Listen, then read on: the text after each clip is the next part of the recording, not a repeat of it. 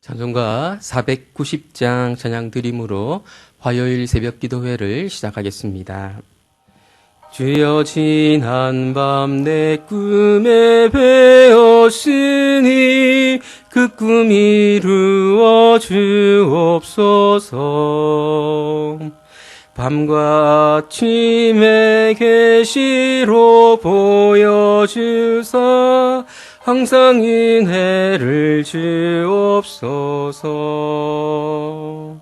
나의 놀라운 꿈 정령 너 믿기는 장차 큰 은혜 받을 편이. 나의 놀라운 꿈 정령 이루어져 주님 얼굴을 배우리라. 마음 괴롭고 아파서 낙심될 때 내게 소망을 주셨으며 내가 영광의 주님을 바라보니 앞길 환하게 보이도다. 나의 놀라운 꿈 정녕 너 믿기는 장차 큰 은혜 받을 편이. 나의 놀라운 꿈 정녕 이루어져 주님 얼굴을 배우리라. 세상 풍조는 나날이 변하여도 나는 내 믿음 지키리니. 인생 살다가 죽음이 꿈 같으나 오직 내 꿈은 참되리라. 나의 놀라운 꿈 정녕 너 믿기는 장차 큰 은혜 받을 편이. 나의 놀라운 꿈 정녕 이루어져 주님 얼굴을 배우리라. 함께 묵상하실 하나님의 말씀은 에스겔서 1장 1절에서 14절까지의 말씀입니다. 우리 합독하겠습니다. 30째 해 넷째 달 초닷새에 내가 그발 강가 사로잡힌 자 중에 있을 때에 하늘이 열리며 하나님의 모습이 내게 보이니 여호야긴 왕이 사로잡힌 지 5년 그달 초닷새라.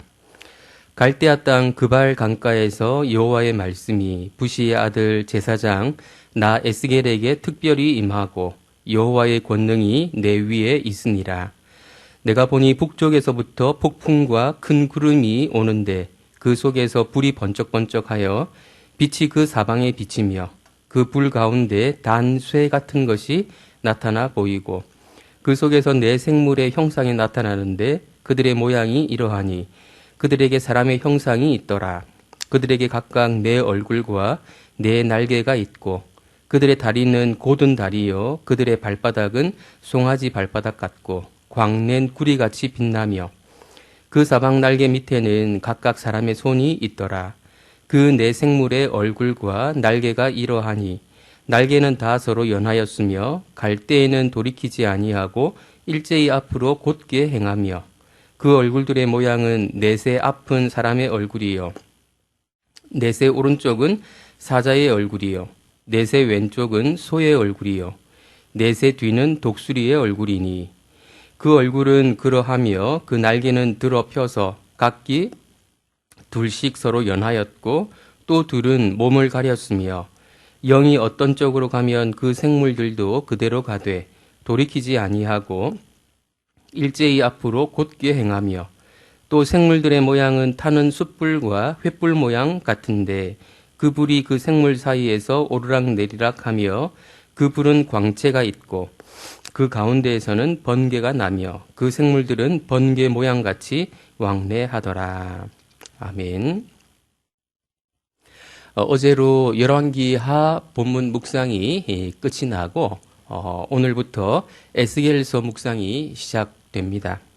시간적으로 보면 이 순서로 묵상을 하는 것이 매우 자연스럽다 이렇게 생각이 됩니다. 열왕기하의 마지막 내용이 무엇이었습니까? 유다가 멸망하고 유다 백성들이 바벨론의 포로로 잡혀가는 그런 내용이었죠. 에스겔서는 바벨론의 포로로 잡혀온 사람들, 즉 유배민들에게 주어진 하나님의 메시지를 소개하고 있습니다. 그들에게 어떤 메시지가 주어졌을까요?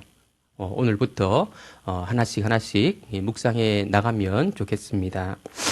1에서 3절은 에스겔이 선지자로 부름받게 된 시간적 배경과 공간적 배경을 알려줍니다. 1절에서 3절 말씀이 또 묵상해야 될 그런 주제들이 많이 있기 때문에 한번 다시 읽어보겠습니다. 30째 해 넷째 달 초닷새에 내가 그발 강가 사로잡힌 자 중에 있을 때에 하늘이 열리며 하나님의 모습이 내게 보이니 여호야긴 왕이 사로잡힌 지 5년 그 달 초닷새라. 갈대아 땅 그발 강가에서 여호와의 말씀이 부시의 아들 제사장 나 에스겔에게 특별히 임하고 여호와의 권능이 내 위에 있으니라. 우선 에스겔은 자신을 누구로 소개하고 있습니까? 부시의 아들 제사장이라고 소개하고 있습니다. 그러니까 에스겔은 선지자이기 이전에 제사장이었던 것이죠. 원래 제사장 가문에서 태어난 그가 선지자로 부름을 받게 된 것입니다. 언제 그런 일이 일어났습니까? 연대에 대한 기술이 두 가지로 좀 다르게 묘사가 되고 있는데요. 1절에서는 30째 해 넷째 달 초닷새라고 말하고 있고 2절에서는 여호야긴 왕이 사로잡힌 지 5년 그 달 초닷새라고 표현하고 있습니다. 그러니까 넷째 달 초닷새라고 하는 월일은 같은데 해가 다르게 표현이 되어 있습니다. 하나는 30째 해라고 되어 있고 하나는 여호야긴 왕이 사로잡힌 지 5년째 되는 해라고 표현하고 있습니다. 아마도 정확한 연대는 여호야긴이 사로잡힌 지 5년이 되는 해가 맞을 것입니다. 그렇다면 1절의 30째 해라고 하는 것이 언제를 말하는 것인가 하는 의문이 생깁니다. 많은 학자들은 1절의 30째 해를 에스겔이 30세가 되던 해라고 봅니다. 그리고 그것이 맞아 보입니다. 에스겔이 30세가 되던 해가 곧 여호야긴 왕이 사로잡힌 지 5년이 되던 바로 그 해였던 것이죠. 그때 자신도 포로가 되어서 바벨론으로 오게 되었던 것입니다. 에스겔에게는 30세라고 하는 것이 의미가 있는 그런 때였습니다. 아까 에스겔이 원래 제사장이었다고 말씀드렸는데 제사장은 30세에 그 성직을 시작해서 50세까지 그 일을 감당하도록 규정이 되어 있었거든요. 그런데 에스겔은 30세가 되는 해를 예루살렘 성전이 아닌 바벨론 땅에서 보내고 있었던 것이죠. 성전이 아닌 부정한 땅, 이방인의 땅에서는 딱히 제사장이 할 역할이 없기 때문에 그는 누구보다도 비참한 심경 가운데 빠져 있었을 것입니다. 예루살렘 성전에서 하나님 섬기는 일을 하고 있어야 할 내가 왜 이런 곳에 있는 거지? 라는 생각을 하루에도 수십 번씩 반복하면서 고민에 빠졌을 것입니다. 그런데 비범한 사건이 발생했습니다. 하나님이 에스겔을 찾아오신 것이지요. 반대로 말하면 에스겔이 하나님을 경험하는, 하나님을 만나는 특별한 특별한 사건이 발생하게 됩니다. 그런데 그 장소가 중요한데요. 어디였습니까? 1절에서는 그발 강가라고 말하고 있고 3절에서는 갈대아 땅 그발 강가라고 말하고 있습니다. 그발 강가는 확실히 이방인의 땅, 그리고 특별히 바벨론 사람들의 땅을 가리키는 곳입니다. 바로 그곳에서 에스겔은 선지자로 부름받았음을 확신할 수 있는 그런 환상을 경험하게 됩니다. 하나님과 관련된 사실을 보고 듣는, 보통 사람들은 경험할 수 없는 특별한 경험을 하게 됩니다. 에스겔은 하늘이 열리는 것과 하나님의 모습을 보았습니다. 그리고 여호와의 말씀을 직접 들었습니다. 에스겔이 본 것에 대해서는 1장에서 좀 더 자세히 소개하고 있고 에스겔이 들은 것에 대해서는 앞으로 2장에서 자세히 설명하게 될 것입니다. 에스겔이 하늘이 열리는 것과 하나님의 모습을 보고 하나님의 말씀을 들은 곳이 갈대아 땅, 곧 바벨론 땅이었다는 사실이 중요합니다. 에스겔은 다른 유대민들과 마찬가지로 하나님은 현재 자신이 있는 것과 상당히 멀리 떨어져 있을 것이라고 생각했을 것이 분명합니다. 예루살렘에 계셔야 정상이지만 예루살렘이 멸망했기 때문에 하나님이 어디에 계신지 정확하게 말할 수는 없지만 적어도 바벨론은 아닐 것이라고 생각했을 것입니다. 이것이 당시 사람들의 세계관이었으니까요. 에스겔이 보고 들은 이 놀라운 경험을 통해 알게 된 사실이 무엇이었을까요? 에스겔이 이 환상을 경험한 것을 통해서 하나님에 대해서 무엇을 알게 되었을까요? 하나님은 예루살렘만이 아니라 바벨론 땅에도 계시더라는 것입니다. 유다 백성의 입장에서 볼 때 가장 어두운 곳, 가장 절망적인 곳, 절대로 하나님이 계시지 않을 것 같은 그곳에도 하나님이 계시더라라는 것을 에스겔이 깨닫게 되었을 것입니다. 이것을 오늘 우리 신약 시대를 살아가고 있는 하나님의 백성들에게 적용하면 어떻게 적용할 수 있을까요? 우리 역시 절망적인 상황을 경험할 수 있고 하나님이 안 계시는 것 같은 막막함을 경험하는 때가 있습니다. 믿기 힘들지만 하나님은 바로 그때에도 거기 계시다, 우리와 함께 계시다라는 사실을 오늘 본문은 우리에게 일깨워 주고 있습니다. 거기에서 하나님은 우리를 만나주시고 완전히 새로운 출발을 할 수 있도록 우리를 격려하고 도우신다는 사실을 믿어야 할 것입니다. 에스겔이 본 것에 대해 좀 더 자세히 살펴보겠습니다. 4절과 5절 상반절인데요. 내가 보니 북쪽에서부터 폭풍과 큰 구름이 오는데 그 속에서 불이 번쩍번쩍하여 빛이 그 사방에 비치며 그 불 가운데 단쇠 같은 것이 나타나 보이고 그 속에서 내 생물의 형상이 나타나는데, 에스겔이 먼저 본 것은 자연현상 비슷한 것이었습니다. 폭풍, 그리고 큰 구름, 그리고 그 속에서 빛나는 불이었습니다. 폭풍, 구름, 불 등은 이스라엘의 전통적인 신현을 묘사하는 단어들입니다. 하나님이 역사에 개입하셔서 당신의 모습을 드러내 보이실 때 이런 자연현상들이 나타나곤 했었죠. 대표적인 것이 시내산 현상이었습니다. 그런데 에스겔은 이 자연현상처럼 보이는 현상 속에서 내 생물의 형상을 보게 됩니다. 내 생물의 형상과 폭풍, 구름, 불은 서로 좀 섞여 있어서 어디까지가 무엇을 상징하고 어디까지가 무엇을 가리키는 것인지 좀 구분하기가 상당히 애매해 보입니다.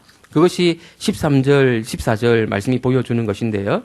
또 생물들의 모양은 타는 숯불과 횃불 모양 같은데 그 불이 그 생물 사이에서 오르락 내리락 하며 그 불은 광채가 있고 그 가운데에서는 번개가 나며 그 생물들은 번개 모양 같이 왕래하더라. 내 생물과 구름 또 불, 폭풍, 이 모습은 사실은 좀 구분하기 어려운 애매한 그런 모습을 보여주고 있습니다. 에스겔이 본 폭풍과 큰 구름, 불, 내 생물이 북쪽에서부터 왔다는 사실에 주목할 필요가 있습니다.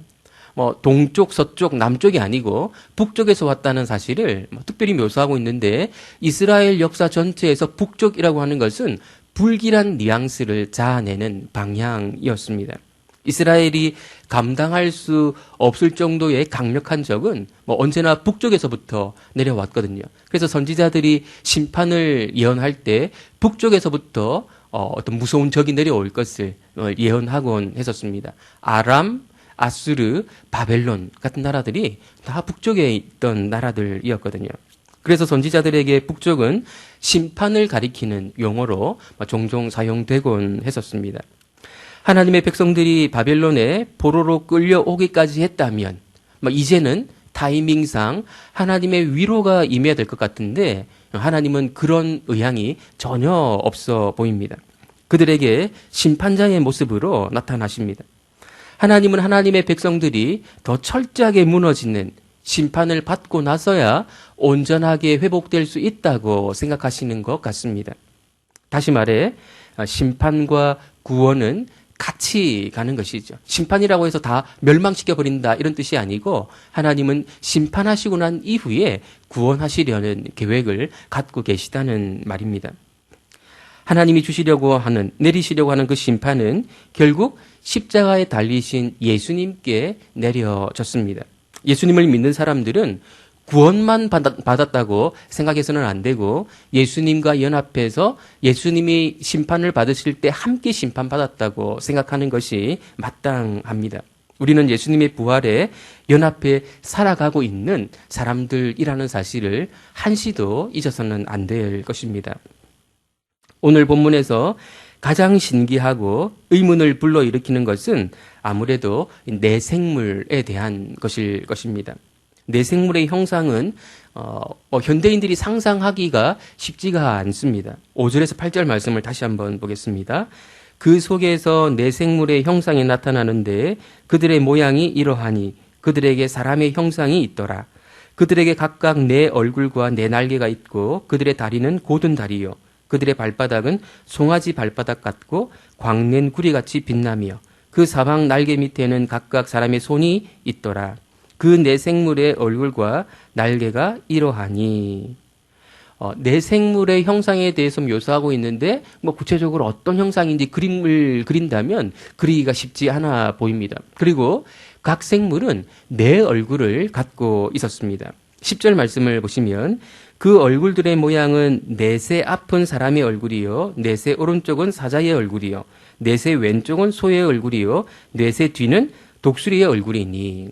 그러니까 하나의 얼굴만을 가지고 있는 것이 아니고 사방으로 서로 다른 얼굴을 갖고 있었던 것이죠. 사람, 사자, 소, 독수리의 얼굴을 하고 있었습니다. 현대인들에게는 내생물의 형상을 상상한다고 하는 것이 쉬운 일이 아니지만 고대 근동 사람들에게 있어서는 이런 형상이 낯설지 않은 그런 형상이었다고 합니다. 벽화나 여러 장식품들에 이와 유사한 형태의 그림들이 그려져 있고 새겨져 있었던 것이지요. 사람, 사자, 소, 독수리는 각각 피조물 그리고 들짐승 그리고 집짐승, 날짐승을 대표하는 그런 기능을 합니다. 사람은 지혜를 그리고 사자는 용기를 소는 성실함을 그리고 독수리는 민첩함을 각각 상징하는 것으로 보여집니다. 따라서 이 네 가지가 한 생물에 다 들어있다고 하는 것은 이 네 생물들이 매우 비범한 존재, 사람보다 월등한 존재, 신에 가까운 존재라는 사실을 우리에게 상징적으로 보여준다고 하겠습니다. 여기서 우리는 이 네 생물들의 넷이라는 숫자가 반복해서 언급된다는 사실을 어렵지 않게 발견하게 되는데요. 생물의 수가 네 생물이고요. 네 얼굴을 가지고 있고 네 날개를 가지고 있지 않습니까? 이 성경에서 넷이라고 하는 것은 동서남북 네 방향을 가리키고 온 땅을 상징하는 표현이거든요. 따라서 네 생물이라고 하는 것은 온 땅과 모든 민족과 연관되어 있다 이렇게 말할 수 있습니다. 그리고 이 네 생물이 의미하는 바를 알기 위해서는 1장 전체, 그러니까 에스겔이 본 환상 전체를 그림으로 그려볼 필요가 있습니다. 네 생물 그림은 전체 그림의 일부에 불과하거든요. 그래서 1장 전체를 쭉 읽어보면서 네 생물이 그 전체 그림 가운데에서 어느 부분에 위치하고 있는가, 그것을 알 때 이 네 생물이 의미하는 바가 무엇인가를 알 수 있게 될 것입니다. 이어지는 본문들을 보면 네 생물들 곁에 있는 바퀴에 대해서 설명을 하고 있고, 조금 더 나아가면 네 생물 머리 위에 있는 궁창, 즉 하늘에 대해서 묘사를 하고 있고, 또 조금 더 나아가면 그 위에 여호와의 보좌가 있다는 사실을 보여주고 있습니다. 그러니까 그림으로 그려보면 여호와의 보좌가 맨 위에 있고 그 아래에 궁창, 하늘이 있고 그 아래에 네 생물이 있는, 그리고 네 생물 곁에 바퀴가 있는 이런 그림을 그릴 수 있겠습니다. 그러니까 1장의 큰 그림이 보여주는 것이 무엇인가 하면 내 생물도 엄청나게 대단한 존재인 것처럼 보이는데 이들은 사실 단지 여호와의 보좌가 놓여 있는 궁창을 떠받들고 있는 존재에 불과하다라는 것입니다. 내 생물 그 자체가 굉장히 대단한 우월한 그런 존재인 것처럼 보이지만 사실은 여호와의 보좌에 비하면 별것 아닌 존재에 불과하더라라는 것이죠. 다시 말하면 그렇게 안 보일지 몰라도 사실은 온 땅에 대한 주권을 하나님이 갖고 계시다라는 것입니다. 에스겔이 이 첫 번째 1장에 나오는 환상에서 본 것이 바로 이것이었습니다. 하나님이 어떤 분이신가 하는 것이죠. 오늘 본문을 정리하겠습니다. 오늘 본문은 하나님이 어떤 분이신가 하는 것을 잘 보여주고 있습니다. 하나님은 바벨론 포로라는 절망 가운데 빠져있던 유다 백성들에게 당신을 드러내셨습니다. 하나님은 우리가 절망이라고 부르는 곳 한가운데에서 우리와 함께 하시는 분이신 것을, 하나님의 백성들과 함께 하시는 분이라는 사실을 알려주기를 원하십니다.